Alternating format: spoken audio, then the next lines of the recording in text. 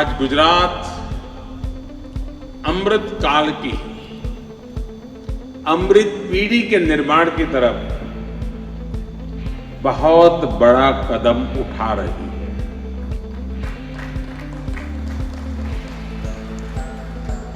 विकसित भारत के लिए विकसित गुजरात के निर्माण की तरफ ये एक मील का पत्थर सिद्ध होने वाला है। मिशन स्कूल्स ऑफ एक्सीलेंस, इसके शुभारंभ पर मैं सभी गुजरात वासियों को, सभी अध्यापकों को, सभी युवा साथियों को, इतना ही नहीं आने वाली पीढ़ियों को भी बहुत बहुत बधाई देता हूं, शुभकामनाएं देता हूं।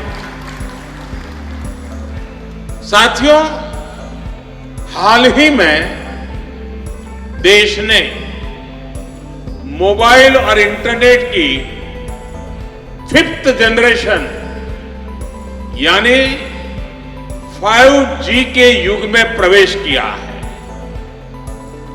हमने इंटरनेट की 1st G से लेकर 4G तक की सेवाओं का उपयोग किया है। अब देश में 5G बड़ा बदलाव लाने वाला है। हर जनरेशन के साथ सिर्फ पीढ़ी नहीं बढ़ी है, बल्कि हर जनरेशन ने टेक्नोलॉजी को, जीवन को करीब से करीब हर पहलू के साथ जोड़ा है। साथियों, इस प्रकार हमने देश में स्कूलों की भी अलग अलग जनरेशन को देखा है। आज 5G, स्मार्ट सुविधाएं, स्मार्ट क्लासरूम, स्मार्ट टीचिंग से आगे बढ़कर हमारी शिक्षा व्यवस्था को नेक्स्ट लेवल पर ले जाएगा। अब virtual reality, internet of things, इसकी ताकत को भी हमारे छोटे छोटे बाल साथी, हमारे विद्यार्थी स्कूलों में बड़ी आसानी से अनुभव कर पाएंगे। मुझे खुशी है कि इसके लिए गुजरात के इस मिशन स्कूल ऑफ एक्सीलेंस के तौर पर पूरे देश में बहुत बड़ा और महत्वपूर्ण और सबसे पहला कदम उठा दिया है। मैं भूपेंद्र भाई को, उनकी सरकार को, उनकी पूरी टीम को भी साधुवाद देता हूं, शुभकामनाएं देता हूं। साथियों, बीते 2 दशकों में गुजरात में शिक्षा के क्षेत्र में जो परिवर्तन आया है वो अभूतपूर्व है। 20 साल पहले हालत ये थी कि गुजरात में 100 में से 20 बच्चे स्कूल ही नहीं जाते थे, यानी 5वां हिस्सा शिक्षा से बाहर रह जाता था। और जो बच्चे स्कूल जाते थे उनमें से बहुत सारे बच्चे 8वीं तक पहुंचते पहुंचते ही स्कूल छोड़ देते थे। और इसमें भी दुर्भाग्य था कि बेटियों की स्थिति तो और खराब थी। गांव के गांव ऐसे थे जहां बेटियों को स्कूल नहीं भेजा जाता था। आदिवासी क्षेत्रों में जो थोड़े बहुत पढ़ाई के केंद्र थे, वहां साइंस पढ़ाने की सुविधाएं तक नहीं थी। और मुझे खुशी है, मैं जीतू भाई को और उनकी टीम की कल्पकता को विशेष रूप से बधाई देता हूं। हमने जे बाळको मने मळ्या ए बाळको हता જ્યારે 2003 માં પહેલો શાળા પ્રવેશોત્સવ કર્યો હતો અને હું આદિવાસી ગામોમાં ગયો હતો. 40-45 ડિગ્રી ગરમી હતી. 13, 14, 15 જૂનના એ દિવસો હતા અને જે ગામમાં બાળકોનું ઓછામાં ઓછું શિક્ષણ છે ને દીકરીઓનું ઓછામાં ઓછું શિક્ષણ એ ગામમાં ગયો હતો અને પહેલી વાર એ ગામમાં મેં કહ્યું તો હું તમારે ત્યાં ભિક્ષા માંગવા આવ્યો છું અને મને તમે ભિક્ષામાં વચન આપો કે મારે તમારી દીકરીને ભણાવવી છે ને તમે તમારી દીકરીને ભણાવશો. અને એ પહેલા કાર્યક્રમમાં જે બાળકોને હું આંગળી પકડીને નિશાળે લઈ ગયો હતો એ બાળકોના આજે મને દર્શન કરવાનો અવસર મળ્યો. આ પળે હું સૌથી પહેલા એમના માતા પિતાને વંદન કરું છું, કારણ એમણે મારી વાતને સ્વીકારી. હું તો શાળાએ લઈ ગયો પણ એમને એના મહાત્મ્યને સમજ્યું અને એમણે બાળકોને જેટલું ભણી શક્યા એટલા ભણાયા અને આજે પોતાના પગ પર ઊભા થઈને આપણી પાસે જોવા મળ્યા. મને બાળકોને મળીને ખાસ કરીને માતા પિતાને વંદન કરવાનું મન થાય છે અને ગુજરાત સરકાર જીતુભાઈને અભિનંદન આપું છું કે મને આ બાળકોને મળવાનો અવસર મળ્યો આજે, જેમને એકડીયું ભણાવવા માટે આંગળી પકડીને લઈ જવાનું મને सौभाग्य મળ્યું હતું. साथियों, इन 2 दशकों में गुजरात के लोगों ने अपने राज्य में शिक्षा व्यवस्था का कायाकल्प करके दिखा दिया है. इन 2 दशकों में गुजरात में 1.25 लाख से अधिक नए क्लासरूम बने, 2 लाख से ज्यादा शिक्षक भर्ती किए गए. मुझे आज भी वो दिन याद है जब शाला प्रवेशोत्सव और कन्या केळवणी वो महोत्सव उसका आरंभ हुआ था. प्रयास ये था कि बेटा बेटी जब पहली बार स्कूल जाएं तो उसे उत्सव की तरह मनाया जाए.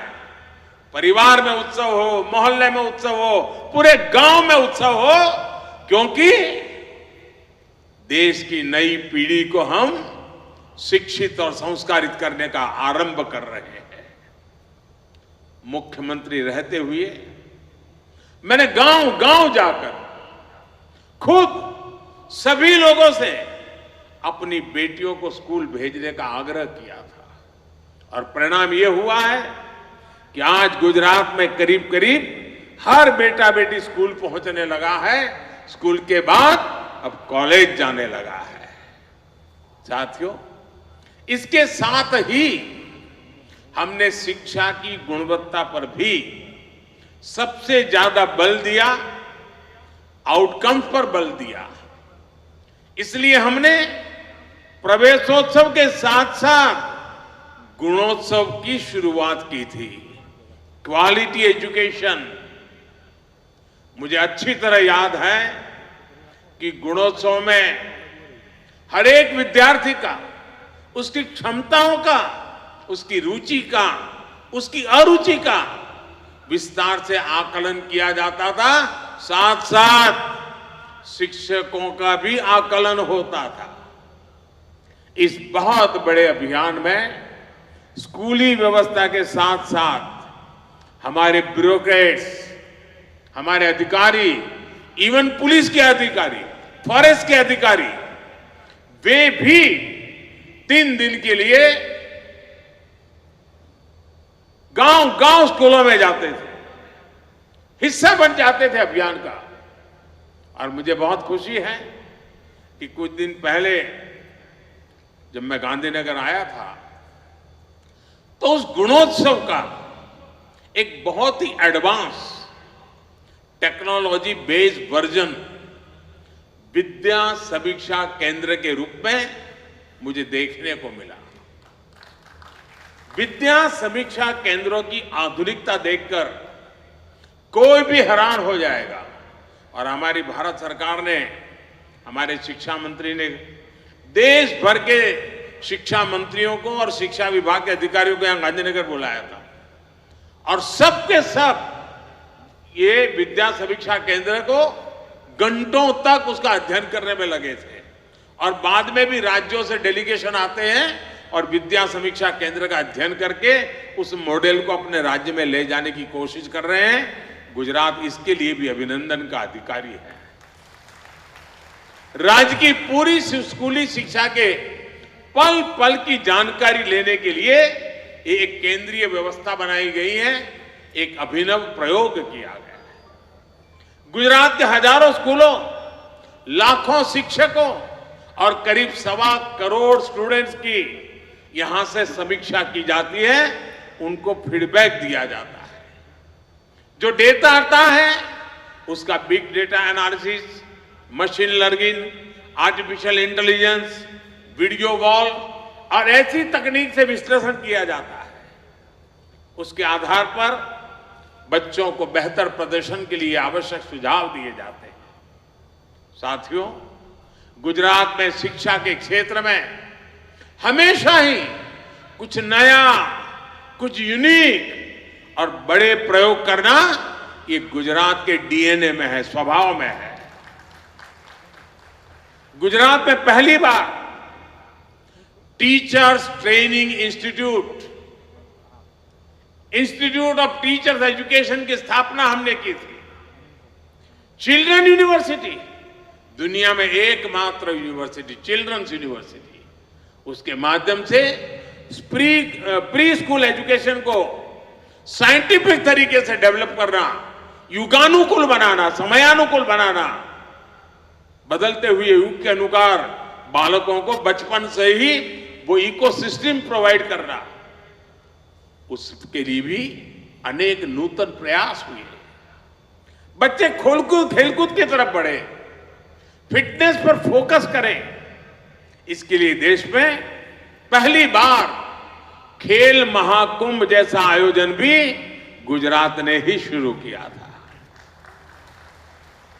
और उस खेल महाकुंभ का अनुभव देखिए, उसके कारण सरकारी मशीनरी को जो काम करने की आदत बन गई, गुजरात के युवा धन की खेल के प्रति जो रुचि बनी, ये जो इकोसिस्टम तैयार हुआ, उसका परिणाम है कि जब आज बहुत सालों के बाद राष्ट्रीय खेल महोत्सव गुजरात में हुआ, अभी पिछले सप्ताह, मैंने इतनी तारीफ सुनी है, क्योंकि मैं खिलाड़ियों के संपर्क में रहता हूं, उनके कोचिज में संपर्क में रहता हूं, ढेर सारी बधाइयां मुझे दे रहे हैं।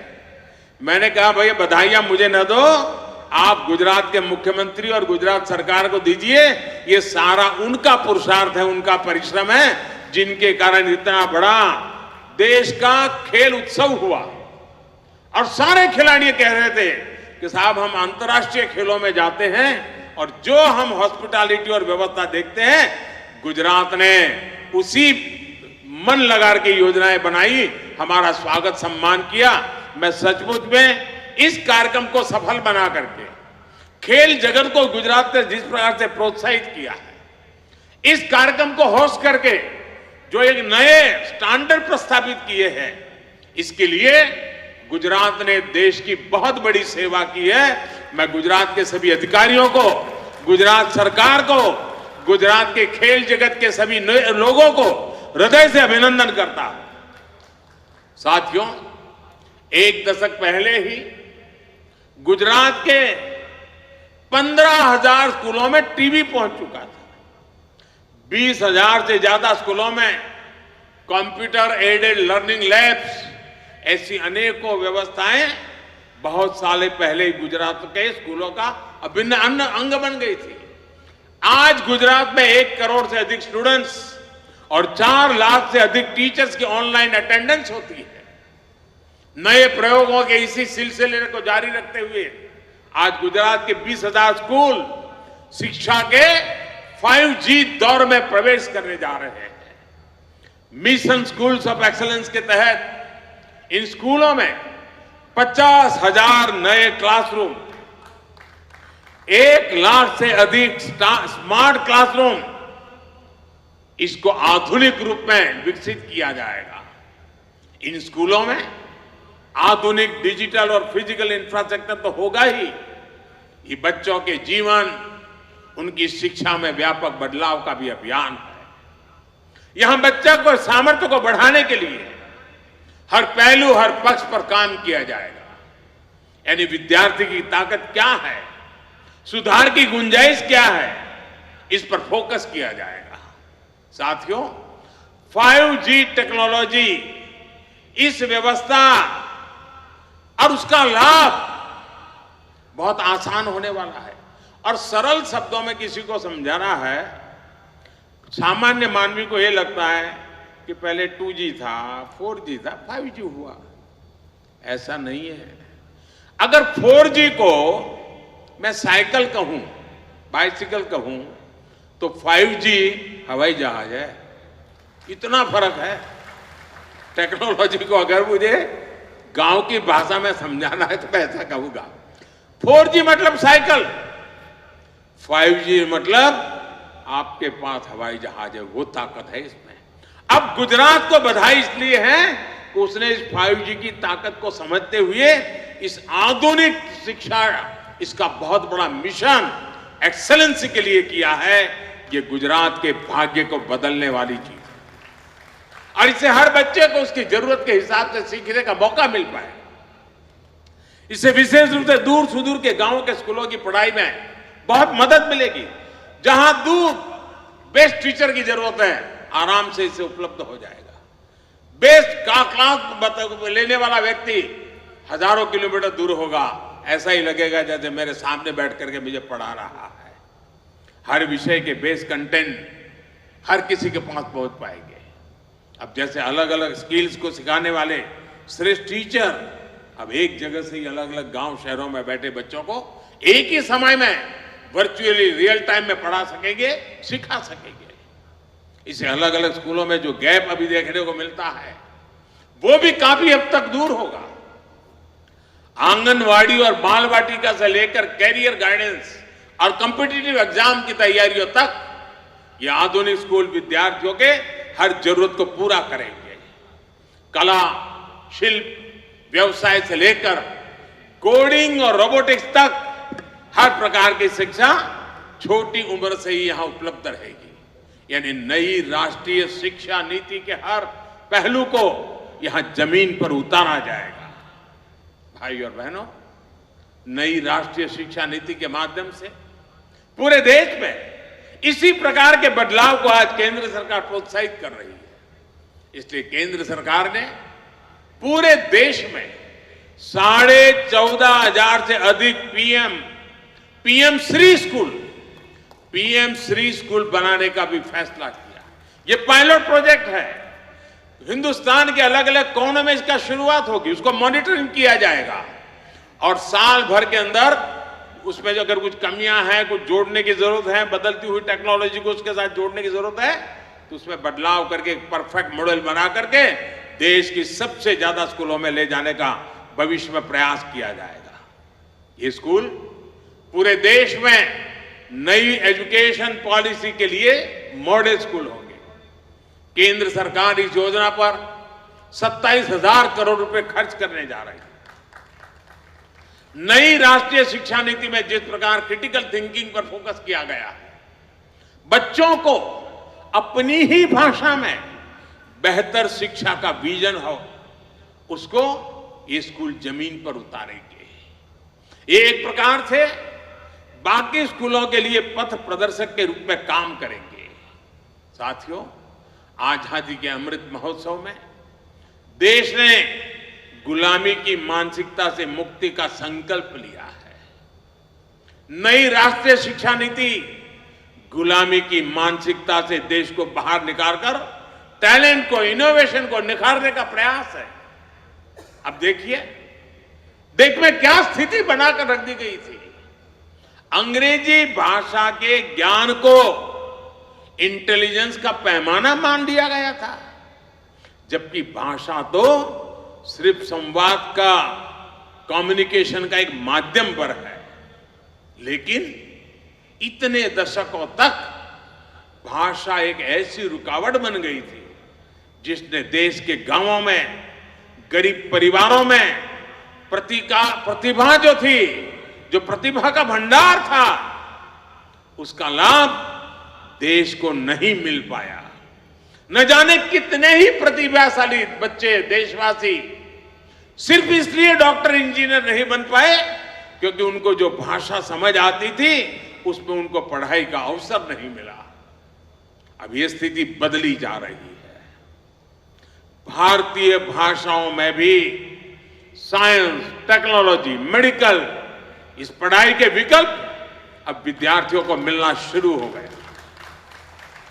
गरीब मां पण छोकराने अंग्रेजी शाळाમાં ન ભણાવી શકી હોય તો પણ દીકરા દીકરીને ડોક્ટર બનાવવાનું સપનું જોઈ શકે છે અને એની માની ભાષામાં એ બાળક ડોક્ટર પણ બની શકે એ દિશામાં આપણે કામ કરીએ છીએ જેથી ગરીબના ઘરમાં પણ ડોક્ટર તૈયાર થાય। गुजराती सहित अनेक भारतीय भाषाओं में पाठ्यक्रम बनाने के लिए प्रयास चल रहे हैं। ये विकसित भारत के लिए सबके प्रयास का समय है। देश में ऐसा कोई नहीं होना चाहिए जो किसी भी कारण से छूट जाए। यदि नई नेशनल एजुकेशन पॉलिसी की स्पिरिट है और इसी स्पिरिट को आगे बढ़ाना है। साथियों, शिक्षा पुरातन काल से ही भारत के विकास की धुरी रही है। हम स्वभाव से ही नॉलेज के, ज्ञान के समर्थक रहे हैं और इसलिए हमारे पूर्वजों ने ज्ञान विज्ञान में पहचान बनाई। सैकड़ों वर्ष पहले दुनिया की सर्वश्रेष्ठ यूनिवर्सिटी बनाई, विशालतम लाइब्रेरी स्थापित की। हालांकि फिर एक दौर आया जब आक्रांताओं ने भारत की संप्रदा को तबाह करने का अभियान छेड़ा, लेकिन शिक्षा को उस विषय में भारत ने अपने मजबूत इरादों को न छोड़ा, मजबूत आग्रह को कभी नहीं छोड़ा। जुल्म सहे लेकिन शिक्षा का रास्ता नहीं छोड़ा। यही कारण है आज भी ज्ञान विज्ञान की दुनिया में, इनोवेशन में हमारी अलग पहचान है। आजादी के अमृत काल में अपनी प्राचीन प्रतिष्ठा को वापस लाने का अवसर है। भारत के पास दुनिया की श्रेष्ठ नॉलेज इकोनॉमी बनने का भरपूर सामर्थ्य पड़ा है, अवसर भी इंतजार कर रहे हैं। 21वीं सदी में साइंस से जुड़ी, टेक्नोलॉजी से जुड़े अधिकांश इनोवेशन, अधिकांश इन्वेंशन भारत में ही होंगे। और मैं जब कहता हूं उसका कारण मेरे देश के नौजवानों पर, मेरे देश के नौजवानों के टैलेंट पर मेरा भरोसा है, इसलिए ये कहने का मैं साहस कर रहा हूं। इसमें भी गुजरात के पास बहुत बड़ा अवसर है। अभी तक गुजरात की पहचान क्या थी? हम व्यापारी, कारोबारी, एक जगह से माल लेते थे, दूसरी जगह पे बेचते थे और बीच में दलाली से जो मिलता था उससे रोजी रोटी कमाते थे। उसमें से बाहर निकल के गुजरात धीरे धीरे मैन्युफैक्चरिंग के क्षेत्र में अपना नाम कमाने लगा और अब 21वीं सदी में गुजरात देश के नॉलेज हब के रूप में, इनोवेशन हब के रूप में विकसित हो रहा है। मुझे विश्वास है कि गुजरात सरकार का मिशन स्कूल्स ऑफ एक्सेलेंस इसी स्पिरिट को बुलंद करेगा। साथियों, मुझे इस अत्यंत महत्वपूर्ण कार्यक्रम में आज आने का मौका मिला। अभी 1 घंटे पहले मैं देश की रक्षा शक्ति वाले कार्यक्रम से जुड़ा था। घंटे भर के बाद देश की, गुजरात की ज्ञान शक्ति के इस कार्यक्रम में जुड़ने का अवसर मिला है और यहां से अभी जा रहा हूं जूनागढ़, फिर राजकोट, वहां समृद्धि के क्षेत्र को छूने का मुझे प्रयास करने का अवसर मिलेगा। साथियों, एक बार फिर मैं गुजरात के विद्या जगत को, गुजरात की भावी पीढ़ी को, उनके माता पिता को आज इस महत्वपूर्ण अवसर पर, यह महत्वपूर्ण अवसर है साथियों, इसके लिए अनेक अनेक शुभकामनाएं देता हूं। भूपेंद्र भाई और उनकी टीम को हृदय से बहुत बहुत बधाई देता हूं। धन्यवाद।